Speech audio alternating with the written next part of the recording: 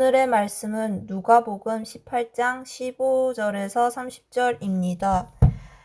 사람들이 예수께서 만져주심을 바라고 자기 어린 아기를 데리고 오매 제자들이 보고 꾸짖거늘 예수께서 그 어린 아이들을 불러 가까이 하시고 이르시되 어린 아이들이 내게 오는 것을 용납하고 금하지 말라. 하나님의 나라가 이런 자의 것이니라. 내가 진실로 너희에게 이르노니 누구든지 하나님의 나라를 어린아이와 같이 받아들이지 않는 자는 결단코 거기 들어가지 못하리라 하시니라. 어떤 관리가 물어 이르되 선한 선생님이여 내가 무엇을 하여야 영생을 얻으리니까. 예수께서 이르시되 내가 어찌하여 나를 선하다 일컫느냐. 하나님 한 분 외에는 선한 이가 없느니라. 내가 계명을 안 하니 간음하지 말라, 살인하지 말라, 도둑질하지 말라, 거짓 증언하지 말라, 내 부모를 공경하라 하였느니라. 여짜오되 이것은 내가 어려서부터 다 지키었나이다.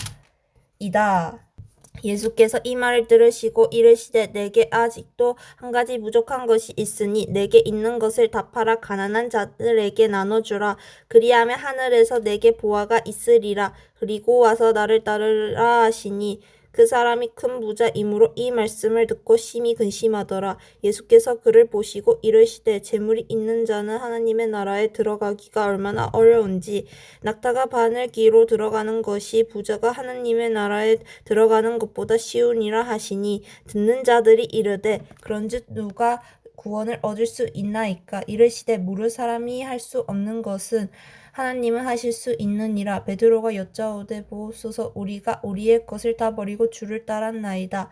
이르시되 내가 진실로 너희에게 이르노니 하나님의 나라를 위하여 집이나 아내나 형제나 부모나 자녀를 버린 자는 현세의 여러 배를 받고 내세의 영생을 받지 못할 자가 없느니라 하시니라. 아멘.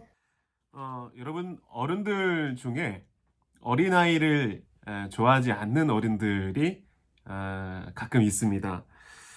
왜냐하니까 아이들이 있으면 금방 방안이 어지러워지고 또 아이들이 여기저기 뛰어다니면 정신이 없다라는 거죠.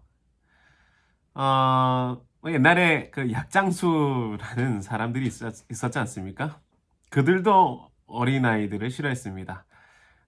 애들은 가라 라고 하면서 이 아이들이 돈은 되지 않고 또 주의만 산만하게 하니까 그런 얘기를 하는 거죠. 오늘 말씀에도 보니까 주님 곁에 있던 주님의 예수님의 제자들도 그랬습니다.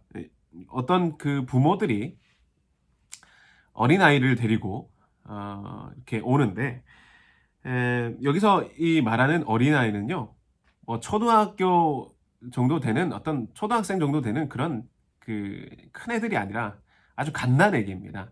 젖먹이 애들을 이야기하는 겁니다. 그런 애들을 이제 부모들이 안고 오는 거겠죠. 그렇게 해서 예수님 가까이로 다가오는데 그때의 제자들이 그 부모들을 또 애들을 꾸짖는 거예요. 애들이 여기 있을 게 아니다 라고 하는 거죠. 왜냐하면 제자들이 안 그래도 이 어린아이들을 하찮게 여기는데 옆에서 자꾸 울어대니까 귀찮은 겁니다. 그렇지만 예수님의 반응은 무엇이냐면 어린아이들이 내게로 오는 것을 용납하고 금하지 말라 말씀하죠. 그러시면서 이제 17절에 보면 내가 진실로 너에게 이르노니 누구든지 하나님의 나라를 어린아이와 같이 받아들이지 않는 자는 결단코 거기 들어가지 못하리라 말씀합니다. 여러분 어린아이의 특징은 무엇입니까? 제자들이 이 어린아이들을 대하듯이 이 어린아이의 특징은 사실 낮음입니다. 낮은 자라는 것이죠. 그리고 또 한 가지는 이 어린아이들은 의존성을 가진다는 겁니다. 이것을 다른 말로 하면 순수한 믿음과 겸손이라 할 수 있습니다. 하나님 나라를 이러한 어린아이와 같이 받아들이는 것은 그러한 믿음과 또 겸손에서부터 되어진다라는 겁니다. 하나님 나라는 결코 스스로 주인된 자가 받지 못하는 것입니다. 스스로 스스로 높다라고 하는 사람들이 받지 못하는 겁니다. 하나님의 구원을 의지하지 않는 사람은 받지 못하는 겁니다. 오직 하나님의 긍휼을 의지하는 믿음이 하나님 나라에 합당하다라는 겁니다. 그래서 예수님은 누구든지 어린아이처럼 하나님 나라를 받아들이지 아니하면 그 나라에 결코 들어갈 수 없다 말씀합니다. 하나님 나라는 사람의 능력이나 어떤 소유나 어떤 지위 이런 것으로가 아니라 어린아이와 같이 하나님 앞에 낮아지고 그분의 구원을 간절히 소망하는 자에게 허락되는 것이다 라고 말씀하시는 것이죠. 그리고 오늘 본문에 보면 또 한 가지 그 사건이 있습니다. 우리 18절의 말씀을 보면 어떤 관리가 등장합니다. 어떤 관리. 어떤 관리라고 하니까 뭔가 지도자급의 어떤 사람인 것으로 보입니다. 이 관리가 예수님을 찾아옵니다. 찾아와서 처음 얘기하는 것이 뭐냐면 선한 선생님 이렇게 하면서 다가오고 있는 겁니다. 이 마가복음에 같은 사건을 기록하는데 거기서는 이 부자 관리가 예수님 오시는 걸 보고는 무릎을 꿇고 인사를 한다는 거죠. 큰 존경심을 분명히 보입니다. 그런데 예수님께서는 이 관리에게 좀 비교적 차갑게 대하시는 것을 우리가 보게 됩니다.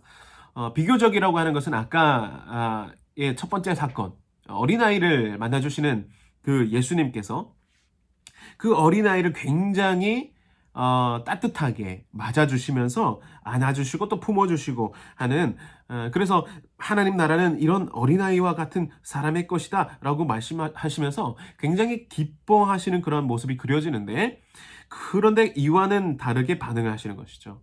우리 19절에 보면 내가 어찌하여 나를 선하다 일컫느냐 하나님 한 분 외에는 선한 분이 없다 이렇게 말씀하십니다. 그때 또 부자 관리가 물었습니다. 내가 무엇을 하여야 영생을 얻으리까? 또 그 사람의 질문에 예수님은 20절에 내가 계명은 잘 알고 있구나 이렇게 말씀하시는 거죠.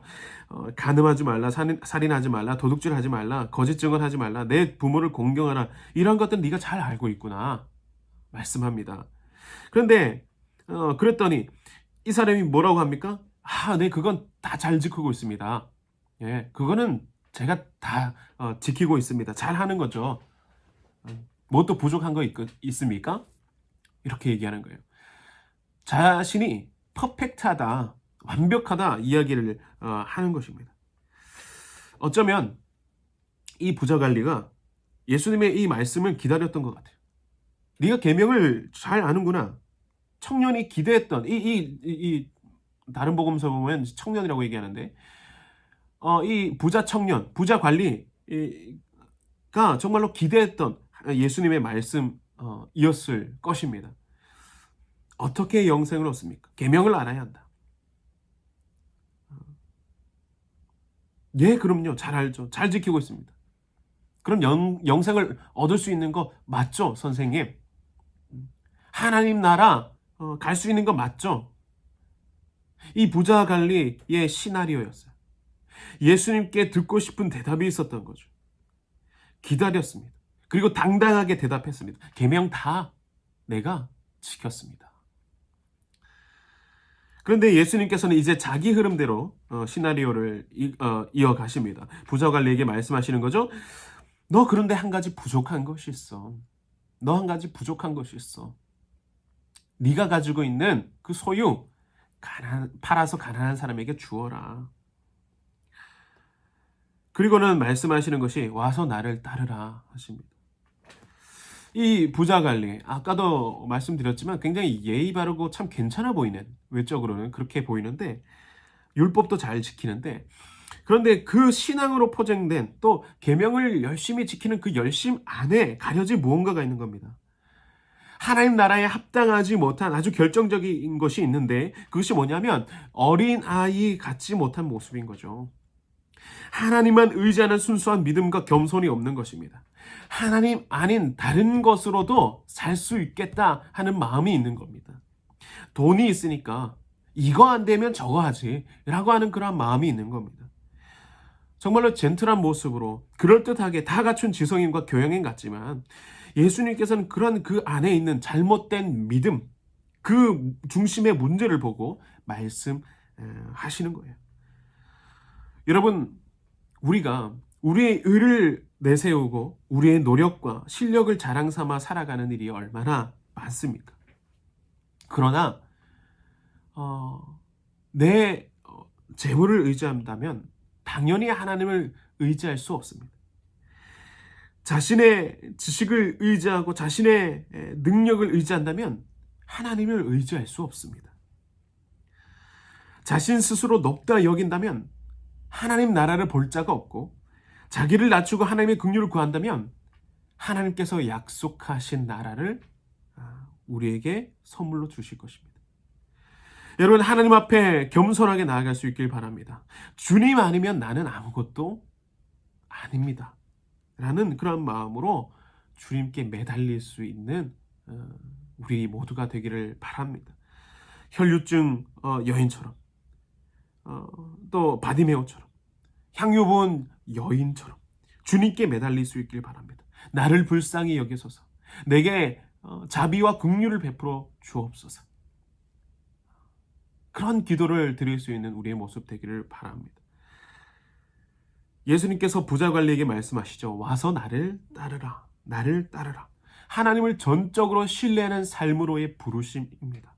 그런데 부자 관리는 어떻게 반응하냐면 23절에 그 사람이 큰 부자이므로 이 말씀을 듣고 심히 근심하더라. 결국 이 부자 관리는 예수님을 따르지 못합니다. 왜요? 돈이 많기 때문입니까? 여러분, 재물이 많다고 해서 예수님을 따르지 못하는 걸까요? 그건 결코 아닙니다. 왜냐하면 니고데모나 아리마대 요셉이나 또 누가복음 8장 3절에 보면 자신의 재산을 가지고 예수님과 제자들을 섬겼던 그 여인들이 있습니다. 하나님 나라의 증진을 위해서 그 사람들은 쓰임을 받았던 소위 말해서 큰 손들이었습니다. 그들은 부자였지만 분명한 것은 그들이 가진 모든 소유보다 하나님 나라가 더 중요했다라는 겁니다.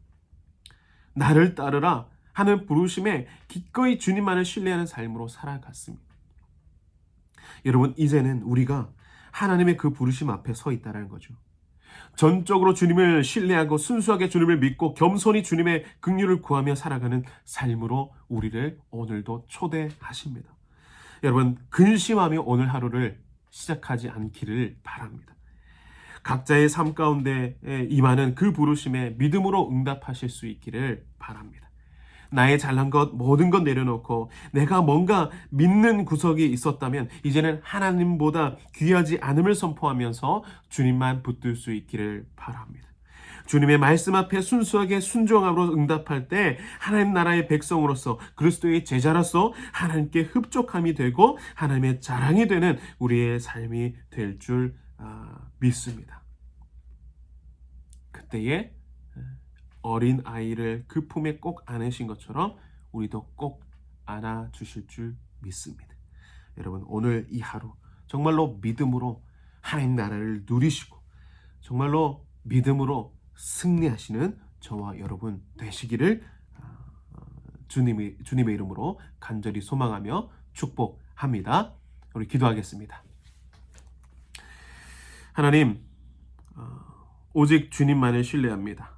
오직 주님만으로 만족합니다. 주님이 내 삶의 전부이시며 내 삶의 유일한 길임을 고백할 때 우리를 품어주시고 우리 앞에 막힌 모든 문제들 해결해 주시고 하나님의 은혜 가운데 찬송하며 감사하며 또 기꺼이 주님의 제자로 살아가기를 결단하는 저희들 되게 하여 주시옵소서. 주님, 우리의 길을 인도하여 주시옵소서. 함께 하실 것을 믿습니다. 예수님의 이름으로 기도드리옵나이다. 아멘.